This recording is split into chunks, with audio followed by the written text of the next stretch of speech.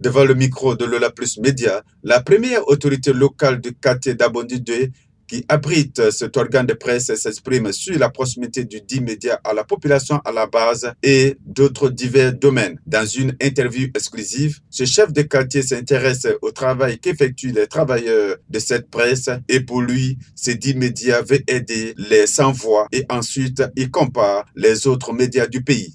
Vous voulez aider les sans-voix.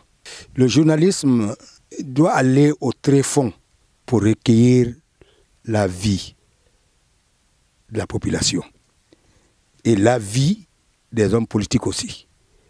Mais nos radios ici ne s'intéressent qu'aux politiciens ou aux hauts cadres. Or, la vérité ne se trouve pas là. La vérité se trouve chez les bas peuples, qu'on considère bas peuples.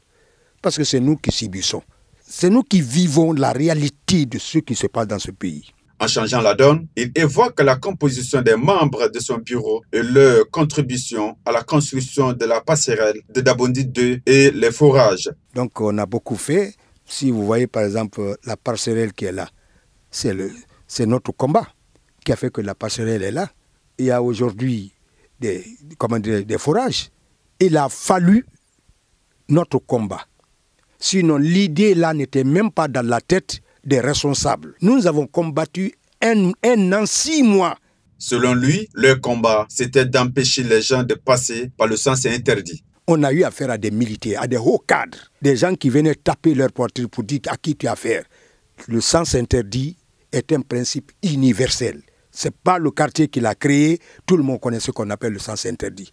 Que tant qu'il y a accident, il y a mort d'hommes et des hommes du quartier d'Abondi 2, nous empêcherons tout le monde à passer sur le sens interdit. En sa qualité de président du conseil de quartier, il propose une solution à l'État face à l'assainissement de la ville de Conakry. Dans le cadre de l'assainissement, j'ai voulu faire une proposition à l'État de créer ce qu'on appelle des PME qui peuvent travailler en collaboration avec les chefs de quartier.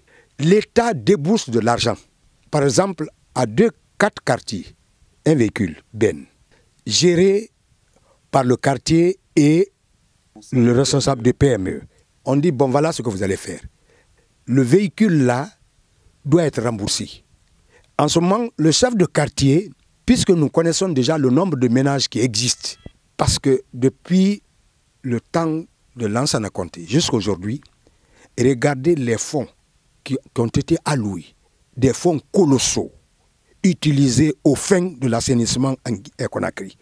Ça n'a pas abouti. Dès que tu mets l'argent devant le Guinéen pour faire un travail, ce travail ne sera plus fait. Avant de terminer sa communication, il lance un message à l'endroit de sa population de rester serein et faire en sorte que la paix continue. Le message que je lance à l'endroit de ma population, c'est de rester soudé, c'est de rester sereine, c'est de faire en sorte que la paix continue, qu'il y a le calme, que chacun s'occupe de ceux qui le regardent. Installé dans cette fonction il y a plusieurs années, le président du conseil de quartier de Dabondi 2 dans la commune de Matoto sollicite à voir de nombreux projets pour le développement économique de son quartier.